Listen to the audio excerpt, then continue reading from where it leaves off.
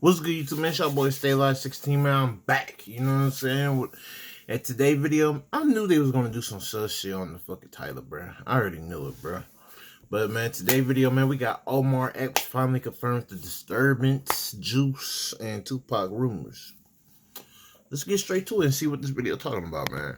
Y'all sorry I've been gone, y'all. You know what I'm saying? I ain't been consistent with my shit, man. But fucking life catch-ups, you know what I'm saying? Life catch on, bro. I ain't gonna lie to you, man. But let's get straight to the video, man. Like, comment, subscribe, man. Gonna leave the original video in the description down below, man. And let's get straight to it and see what's going on with this vid, though.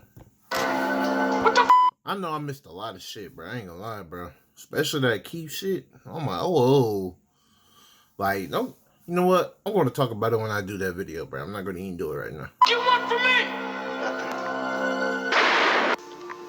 The brother finally decides to stand up like a man and throw down. I was mad at Pac for that, though. I was super mad. Like, yo, son, you really gonna do that? Juice was a classic, but it seems there were some disturbing rumors surrounding it, and now Omar Epps is finally ready to speak on it. So, what was the real issue? It turns out Tupac may have been a little too deep into his character. For instance, he had clashes with the director, arguments with fellow cast members, and even Omar Epps had his own run-ins with Tupac's behavior. If somebody take their nuts out next to your mouth while you sleep, like that would have went viral right now. But the drama didn't stop. Yo, Pac. Wait, what? Wait, hold on, bro. Hey, Pac, bro, I fuck with you, bro. I love your music, bro. You know what I'm saying? But I ain't gonna lie, bro. I would have swung the fuck on that, bro. You're not finna put your nuts on my head thinking that's a joke, bro. That shit is not funny, bro. That shit gay as... That shit suspect as fuck, bro. That shit ain't it, bro. If somebody take their nuts out next to your mouth while you sleep, like that would have went viral, right? On your mouth, bro? I ain't gonna lie, bro. That kind of pissed me off, bro. If Pac really did that shit, that's crazy, bro. That shit ain't it, bro. That shit is not it, bro. That shit sus. I don't care if you joking or not, bro. Nah, bro. That ain't no fucking joke, bro. That's assault, bro. That shit is suspect as fuck. That shit ain't it. But the drama didn't stop there. Besides Tupac's over-the-top energy, there were more serious problems. Like fights breaking out during the movie's opening, people getting shot, theaters shutting down, and all kinds of chaos. If I'm not mistaken, they were on the roof, and they were shooting on the roof or shot up in the air or something like that. Let's dive in. I understand that y'all celebrated the 25 Damn, bro. It was fucking hectic tonight, huh? year anniversary of Juice. Yep. With the premiere that y'all did in Los Angeles, California. Yeah, it's finally on Blu-ray. When the movie Juice was being made, there were problems between Tupac Shakur and the director, Ernest Dickerson. Tupac played the role of Bishop in the film. At that time, Tupac was not yet a huge star, but he already had a strong personality. People who worked with him said he was very talented, but also very difficult. He liked to challenge people, especially those in charge. This made things hard on the movie. I ain't gonna lie. That makes sense of his personality. That makes a lot of sense. I ain't gonna lie. Set. Ernest Dickerson later said Tupac was smart and gifted, but his attitude made filming the movie stressful. Ultra Fire Cervical Care Pillow. Juice was Ernest Dickerson's first movie as a director. Before that, he had worked as a cameraman for other movies, including many directed by Spike Lee. Dickerson helped shoot famous movies like Do the Right Thing. Got you. What's happening? You the man. No, you the man. No, you the man. No, you the man. No, you the man. And Malcolm X. So I have to stand here today as what I was when I was born, a black man. Even though he was used to working on big films, directing Juice was not easy for him. He and another writer, Gerard Brown, wrote the script for Juice many years before they finally got the chance to film it. They wrote it in the early 1980s, but no studio wanted to make the movie back then. People said, nobody wants to see this kind of movie. We wrote the script in 81, 82, but nobody wanted to make it. You know, nobody wanted to touch it. Everybody said, forget about it. You're never going to get this made. The story was about 4 young boys living in Harlem, New York. They were tired of being treated badly by the police and gangs. So, they decided to rob a small store to gain power and respect, which they called Juice. But the plan went very wrong. One of the boys, Bishop, played by Tupac, ended up killing the store owner. The movie showed how one bad decision could destroy lives. Even though the idea was powerful, studios didn't want to take a chance on it until many years later. It had been brewing around for a long time because we wrote the script in 81, 82. It took a long time to find the right actors to play the 4 boys. The casting team looked everywhere, in schools, churches, and community centers. They wanted real, fresh talent. They didn't think any of the young black actors on TV at that time fit the roles. The casting process was hard and tiring. After a long search, they picked Omar Epps to play Q, Khalil Kane to play Raheem, and Jermaine Hopkins to play Steele. But they still had... That nigga Raheem, who played Raheem, bro. Hold on, let me go back. Process was hard and tiring. After a long search, they picked Omar Epps to play Q, Khalil Kane to play Raheem. Yeah, Kill, bro. I ain't gonna lie, bro. Like, during the time of Juice, bro, his ass was, like, I ain't gonna say old, but his ass did not look his age, bro. Like, he was damn near, like, in his mid-20s or higher. I was just like, damn, bro, that nigga look young as fuck, bro. Like, that nigga look 19, like, 19, 20, like, young 20, bro. That nigga was, like, damn near pushing 30 on that movie, bro. I was like, what the fuck? Jermaine Hopkins. And the rest of them was, like, young as hell, bro. Like, in their 20s and shit. I'm like, nah, bro, that's crazy. To play Steele. But they still hadn't found the right person to play Bishop. One day, a rapper named Tretch from the group Naughty by Nature came in to try out for the role of Bishop. He brought his friend Tupac Shakur along with him. Tupac wasn't there to audition, but Dickerson saw something special in him and asked him to try out. Tupac agreed. After watching him, Dickerson knew right away that Tupac was the perfect choice. I think I came over to sell him some weed or something, and he was like, you seen my movie? I'm like, nah. He like, man, I got a movie, nigga, called Juice. I'm like, nigga, let me see it. Tupac brought energy and emotion to the role that no one else had. This was Tupac's first time acting in a movie, but he did an amazing job. Yeah, that makes sense, because didn't he went to, did he went to, like, an acting school, like, or, like, some type of acting activity when he was younger and shit? Because I know he had a class of acting and shit, but that's crazy how this was his first movie. I never knew that. I never knew that Juice was, like, his first acting movie, bro. That's crazy. I watched Juice for the first time. I watched that motherfucker like 100 times. I called all the homies over. I was like, this shit is hard. What many people didn't know was that Tupac had trained as an actor when he was in high school. He went to the Baltimore School for the Arts and studied drama there. So, even though he was new to movies, he knew how to act. He understood that Bishop, the character he played, wasn't just angry for no reason. Bishop was full of pain and fear. Tupac showed that pain in his performance, and that made his character feel very real. Bitch, you need to have respect for me. I was almost your father, but the line was too fucking. Even though Tupac gave a great performance, he often caused problems on set. He was very serious about staying in character. Some people said he acted like Bishop all the time, even when the cameras were not rolling. One actor, Jermaine Hopkins, once joked that Tupac was being fired. Tupac didn't like the joke and got into a fight. These moments showed how intense he could be, even when they were just playing around. The director also said that Tupac liked to talk to people in the neighborhood. When they were filming in Harlem, he often stopped to talk to strangers. He was very interested in people. If someone looked sad or troubled, Tupac would stop and talk to them.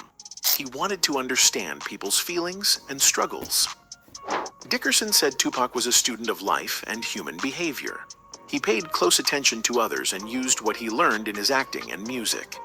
While filming Juice, Tupac was also working on his first music album called Tupacalypse Now. Hey, bro, that shit a classic, bro. One day, he read a sad story in the newspaper. It was about a young woman who had thrown her newborn baby in the Brenda got a baby. Yep, I remember that shit. trash. Tupac was so moved by this story that he went and wrote a song about it the same day. The song was called Brenda's Got a Baby, and it became one of his most powerful tracks. I hear Brenda's got a baby, but Brenda's barely got a brain. A damn shame, the girl. It showed how deeply Tupac cared about the struggles of others, especially poor and forgotten I ain't people. gonna lie, bro. I ain't listened to Pac in a minute, bro. I ain't gonna lie to you, man. I might have to play. I ain't gonna lie. I might have to make new playlists and shit, because I have to delete my old shit. I ain't gonna lie to you, bro. But it's been a minute since I listened to Pac, bro. I ain't gonna lie to you. Sometimes Tupac got into trouble because he was too friendly. One day, he was talking to a young woman near the set. Her boyfriend found out and came to confront Tupac. The boyfriend had just gotten out of jail and looked like a bodybuilder. He was angry and wanted to fight, but Tupac wasn't scared. He said something rude. That's wrong. What's wrong with a lot of men be so insecure, bro? Like, I can see if a nigga hit it on your chick. Alright, cool, bro. But and that nigga just having a conversation, bro. I'm not gonna even trip on that because I'm gonna trust in my woman. You feel me? You know what I'm saying? But I get where you coming from and shit, but I wouldn't attack Gressley right off the bat. You feel me? And refused to back down.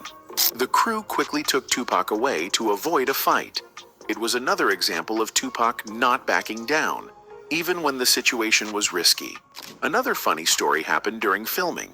A group of very attractive women often came around the set to watch. Tupac started flirting with one of them, but the film crew noticed something strange. They realized the person Tupac was talking to might not be a woman. The crew noticed signs like razor bump. Oh, damn. That nigga Pac. Damn, bro. My nigga Pac, man. That nigga called for the trap. Damn, that's tough. I ain't gonna lie, that's tough. Nigga fell for the trap. In a deep voice. Tupac had no idea. Talk about honey trap? Nah, nigga trap. What you talking about, bro? He kept talking. Tranny trap. Shit. And even asked for the person's phone number. The crew didn't want him to be embarrassed, so they sent someone to tell him the truth. It turned out the person Tupac was talking to was actually a trans woman. She had appeared in a famous documentary called Paris is Burning, which was about LGBTQ life in New York City. This movie is about the ball circuit. It's a competition among gay people under one roof. It's like crossing into the looking glass. When Tupac found out, he didn't get angry or upset. Instead, he laughed at himself. He understood that he had been fooled, but he didn't take it personally. He joked about it with the crew and moved on. Dickerson said this moment... Nah, that's how you do it for real, though, bro. Because some niggas just act super tough and just be like, bro, blah, blah, blah, blah, blah. Like, bro, light that shit off, bro. You feel me? Like, I didn't know it was a nigga, but look, now I know. You feel me? Don't play with me like that, but other than that, man, I would laugh that shit off too, bro. Some people just gonna act all tough and ignorant and shit, bro. Over shit like that, bro. Don't laugh, bro. I'm like, come on, man. Niggas just act too tough. But Pac wasn't like that, bro. He was a chill nigga, bro. Showed Tupac's good side. Ain't nothing wrong joking, you know what I'm saying? That's one thing I fuck with real dudes, bro, who ain't gonna act super tough, just gonna be themselves, but they're gonna get tough when they need to be tough, you know what I'm saying? Other than that, bro, nigga chill, bro. You feel me? Chill. Chill. He understood that he had been fooled, but he didn't take it personally. He joked about it with the crew and moved on. Dickerson said this moment showed Tupac's good side. He could laugh at himself and didn't always have to be tough. Even though Tupac made things difficult during filming, many people still liked him. They saw that he had a big heart and a deep understanding of life. He wasn't just acting for fame. He wanted to say something with his work, in both music and movies. He wanted to talk about pain, struggle, and injustice. And even when he made mistakes, he stayed true to to who he was. Don't get it twisted, bro. I fuck with pop music heavy, bro. But that nigga acting was... That nigga was on one with the acting shit, bro. I ain't gonna lie to you, bro. Definitely fuck with his acting more than the music. That's just my personal opinion. But the music, don't get it twisted, bro. That music, pop music, yeah, bro. But that nigga acting, though, bro. Top tier, bro. I ain't gonna lie to you, bro. In the end, the movie Juice became... It's crazy because he was supposed to be on Baby Boy, bro. He was supposed to be Jody on Baby Boy. I didn't even know that shit until, like, recently, bro. I did not know that shit. That shit crazy. He wanted to talk about pain, struggle, and injustice. And even when he made mistakes... It makes sense now, like, in the movie, why he had, like, a Tupac covered in his room and shit, and then a lot of Pac music and shit. It makes a lot of sense why that was in Baby Boy now, bro. I ain't gonna lie. He stayed true to who he was. In the end, the movie Juice became a classic. A big reason for that was Tupac's performance. He made Bishop feel like a real person, full of anger, fear, and confusion. Even though there were fights and problems on set, Tupac's acting helped make the movie unforgettable. The brother finally decides to stand up like a man and throw down. Ernest Dickerson later said he was proud of the work, even though it wasn't easy. Tupac's first acting job in Juice showed he was more than just a rapper. Some people, like Mel, even said Tupac was a better actor than a rapper. That says a lot. Bruh, I said the same shit, bro. Like, I love the music, but that nigga acting was on one, bro. He was on one with that. Because Tupac was already one of the most respected rappers of his time. He had real talent in both music and acting. But he was fun, man. He was so much fun. That's what people don't know. You know, he was, They don't and he had know a that. great sense of humor about himself. When Tupac Shakur and Omar Epps worked together on Juice, there was some tension between them. They played close friends in the film, but behind the scenes, things were not always smooth. Tupac used a method acting style, which means he stayed in character even when the cameras were not rolling. This made him act intense and emotional, even when they were not filming. Omar Epps, on the other hand, had a more relaxed style. He liked to stay calm and easygoing. Because of these differences, they sometimes clashed on set. Tupac liked to compete, even when it wasn't needed. He wanted to be the best at everything, and sometimes that created problems with other actors. There were times when he brought that energy into his scenes with Omar. In scenes that were emotional or had violence, people said there was real tension. Some of the angry looks or harsh words in the movie didn't feel like acting. The pressure between Tupac and Omar made certain parts of the movie feel even more real. Maybe too real. We stay together. Ain't no one man above the crew. You know that shit. Omar Epps later talked about a prank Tupac pulled on him that made him very angry. While Omar was sleeping, Tupac thought it would be funny to joke around. He exposed himself and put his private parts near Omar's face as a joke. Omar sleeping like that, and Omar and Pac went and... I'm telling you, bro, if that was me, I would have struck that nigga, bro. I'm keeping the look. I repeat the Pop. But trust, bro, that was me, bro. And I don't care what nobody say, bro. Bro, you wouldn't do that to Pop, bro. You wouldn't. Look, I ain't like y'all, bro. It's the same thing when it comes to like back in the day with the, you know what I'm saying, the slave shit, bro. I'm keeping them buck, bro. Props to my ancestors, you know what I'm saying? But personally, me, I wouldn't take. I'm not taking that shit, bro. You're gonna have to take, like, bro. My soul had to leave this body, bro. I promise you on soul, bro. I will not be. I won't be, bro. I will not be doing that shit, bro. I will not be no fucking slave, bro. I'm telling you right now, bro. My soul will have to leave this fucking body, bro.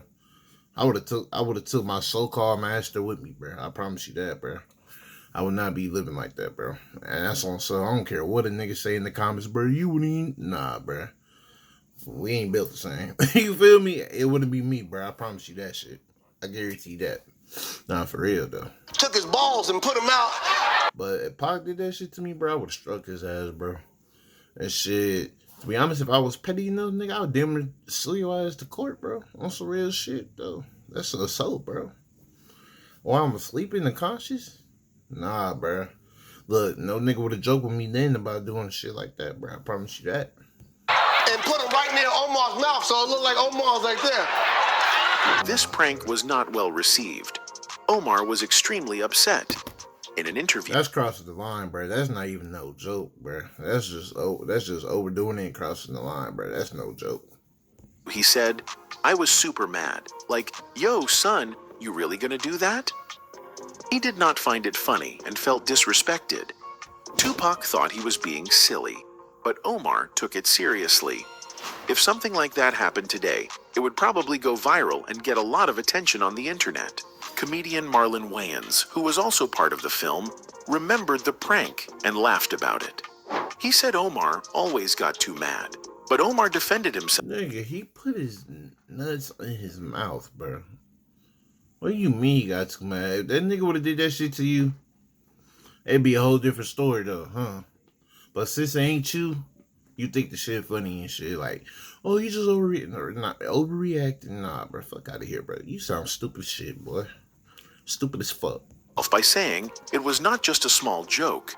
He said anyone would be angry if someone did that while they were sleeping. Wow. It wasn't about having anger problems. It was about someone crossing a line. Even though Tupac acted tough, he was known for being playful and loved to joke around.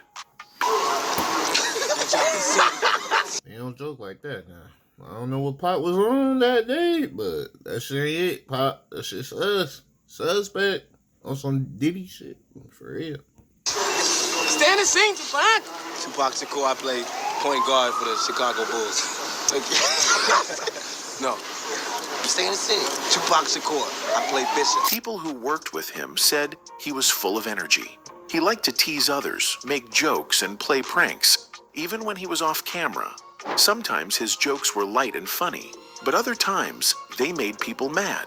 Tupac Shakur was one of the smartest people you ever meet. He was so well-versed, so well-read, articulate, and I think that people have, through the years, have had this image of him, especially like through his... DJ Quick shared a story about almost getting into a fight with Tupac because of a joke.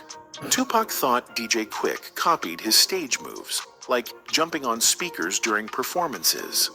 DJ Quick had to tell Tupac that he got the move from Bobby Brown and not from Tupac. He got in my ass one time too. We were about to get into a fight because he thought I was stealing his stage show, like where he would rap and then jump up on the speakers. And I had to tell him, bro, I got that off Bobby Brown, my nigga, off the fucking My Prerogative shit. The movie also had problems outside the film set. If I'm not mistaken, they were on the roof. And they were shooting on the roof or shot up in the air or something like that, but... Before the movie was even shown in theaters, people started talking about it in the news. Some said it might cause trouble because of its violent story and street setting. At that time, there was fear about black movies showing life in poor neighborhoods.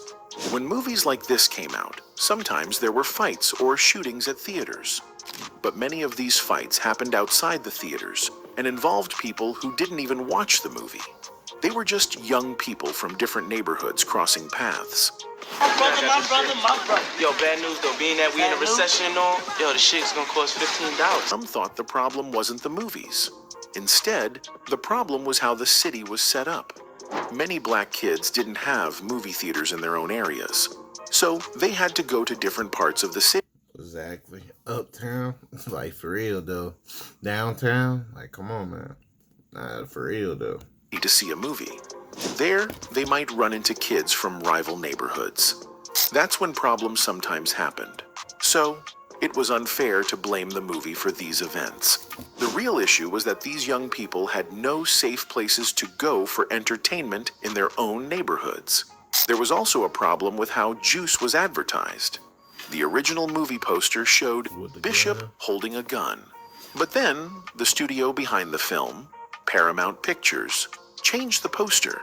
They removed the gun because they thought it looked too violent. Some people agreed with that decision, but others were angry. Some of the black actors in the movie, and members of the black community, pointed out something unfair. They noticed that in another movie called Cuffs, a white actor named Christian Slater was holding a big gun on the poster, and nobody asked for that image to be changed. This made people feel upset. It seemed like Hollywood had double standards. Nah, for real, that's hypocritical, bro. That shit ain't it, bro. were okay with showing white actors with guns, but not black ones. Some said Hollywood thought black people couldn't handle seeing these images, as if they were more dangerous or unstable. This made a lot more dangerous, bro. I hate, like, don't get it twisted, bro. Some of our people, bro, what we doing now and this shit, like in the streets, bro, is fucking stupid. Killing each other and stuff, man, like, fucking stupid. But don't sit here and don't do that, bro. Because y'all, like I said, bro, I ain't got no problem against white people. But y'all, stop it, bro. What the shit y'all did back in the day, bro? I'm not trying to hear it, bro. Talk about can't handle images. Do y'all remember the shit y'all did back in the day? Y'all did some devious, dark shit, bro. Even more than us, for real, bro. Like, come on, bro. Don't sit here and say some shit like that. But when y'all, back in the day, the shit y'all did, though, bro. I'm not finna get deep into it, but y'all did some devious, crazy ass shit, bro. Crazy ass shit. Then you want to sit here and do this shit, bro? Fucking hypocritical, bro. That's why I can't stand this shit going on. Like, y'all white motherfucker act like, come on, man. That shit ain't it, bro. And like I said, I ain't gotta get it to white people, bro, but don't sit here and do that shit, man. Of people in the black community feel disrespected. They felt like their stories and their truth were being silenced or treated differently. Even though Juice had guns and violence, the movie also tried to teach something. It showed how hard life could be for black youth in the inner city. Bishop, Quincy, and the other characters had different dreams and goals. Quincy wanted to be a DJ and stay away from crime. Bishop wanted power and respect, which he called Juice. Sadly, Bishop found a gun, and that gun changed everything. Instead of helping him, it led him down a dark path. He started hurting others and losing control. What you want from me? Ernest wanted people to understand that even someone like Bishop was not born bad. The world around him, the pain, the pressure, and the street life helped shape him. The movie showed how a broken system can push young people toward violence. But once Bishop got the gun, the story became more intense and even a little unrealistic. Some people thought the movie turned into a drama that was too heavy and not real enough anymore. Still, the movie had many good parts. I don't know about that now. That shit pretty realistic, bro. For real. It showed real friendships, tough choices, and deep emotions. It also gave people a look at the rap scene during that time. The music in the film was strong and powerful, and the way the movie was filmed looked great. The cameraman, Larry Banks, worked closely with the director to make the movie look raw and street level. The music was made by Hank Shockley, and it gave the film an even stronger voice.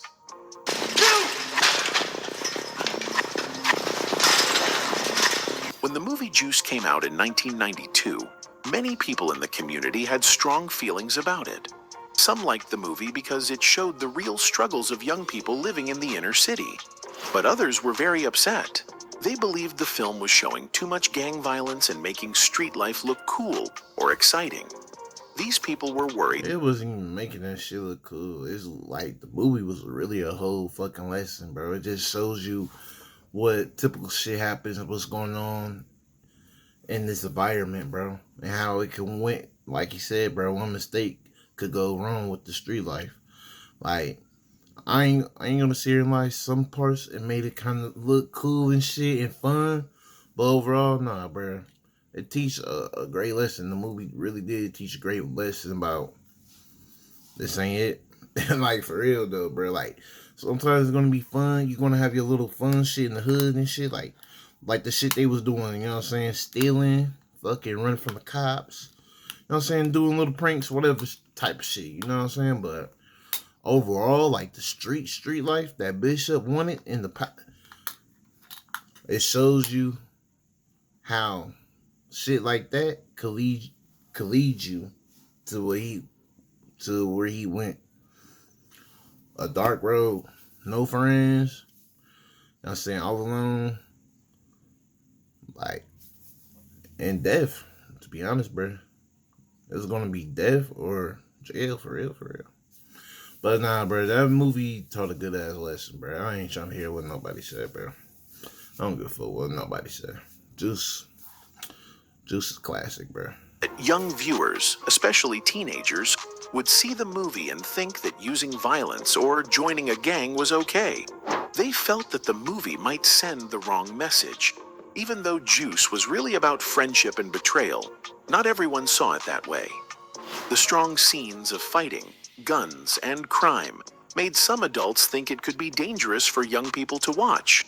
Many parents, teachers, and community leaders spoke out about their concerns. They said the movie might encourage young people to copy what they saw on the screen. These critics believed some kids were already living in difficult neighborhoods with crime and violence all around them. Watching a movie that showed more of that life, they feared, could push some kids in the wrong direction. Or even at the right direction. They have common sense. Some people also thought that the actors in the film, especially Tupac Shakur, who played the role of Bishop, made the violent character seem too powerful or interesting. They worried that young viewers might try to be like Bishop because he seemed tough and in control, even though he did bad things. Even though the movie had an important message about how power can destroy friendships and lead someone down a dark path, not everyone noticed that message. Instead, some only saw the guns and the crime. This made it easy for people to misunderstand the movie's true purpose. Some thought it was just another film showing black youth as violent, which added to the concern. They believed it could harm the way people see young black men in real life, especially in the media and in public places. This led to more people speaking out and asking others to avoid watching the movie. What the you want from me? Because of all these worries, some movie theaters decided not to show Juice when it first came out. This happened mostly in places like Westwood and Universal City in Los Angeles. These areas had seen trouble before when other movies with similar themes were released. Theater owners didn't want any problems, like fights or riots, happening near their buildings. They were being very careful. So, they chose to stay away from showing Juice, at least at the beginning. They wanted to avoid any chance of violence breaking out among moviegoers.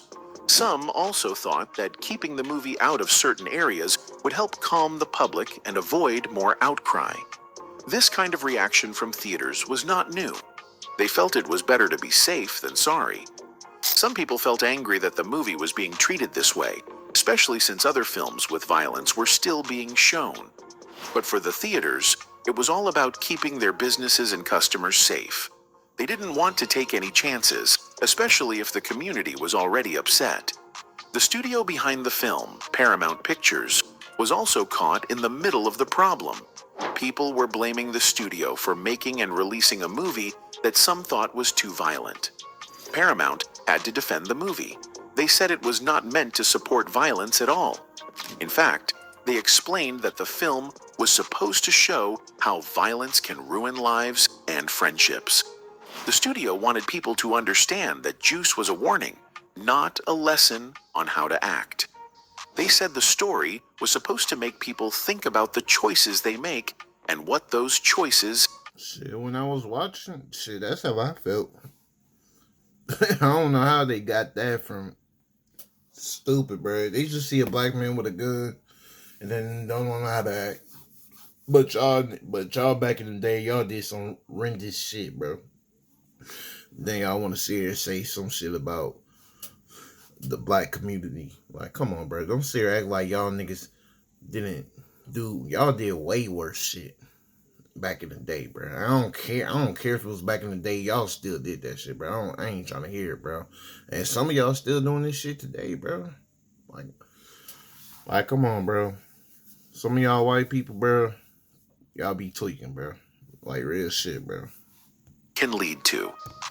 Yeah, that's how I watched Juice for the first time. I watched that motherfucker like 100 times. I called all the homies over. I was like, this shit is hard. Paramount also took some steps to calm everyone down. They said they would work with theaters to make sure everyone was safe. Some theaters had extra security during showings of the movie. The studio hoped this would show people they were being responsible. They wanted the public to see that they cared about the viewers and that they were not just trying to make money off a violent story. Still, not everyone was happy. Some people still believed the film was dangerous, no matter what the studio said or did. But others appreciated that the studio tried to explain the meaning behind the movie. In the end, Juice became more than just a film. It became part of a bigger conversation about how movies can affect people, especially young people. Some believed the movie told a hard but important truth. Others believed it was too risky and harmful. The debate around Juice showed how powerful films can be and how people can see the same story in very different ways. Juice may not have been perfect, but it was bold. It gave black stories a chance to be told, even if the film industry still had many problems. Tupac's role in the movie showed that he was more than just a rapper. He was also a serious actor with a lot to say. Even with all the problems, Juice became an important movie that people still talk about today. Nah, man, for real, though. And Pac probably, like I said, bro, one thing about Pac, he was so good with his characters because he probably see himself in that character. Some characteristics, you feel me, in that character. That's why he was able to play it so well and shit.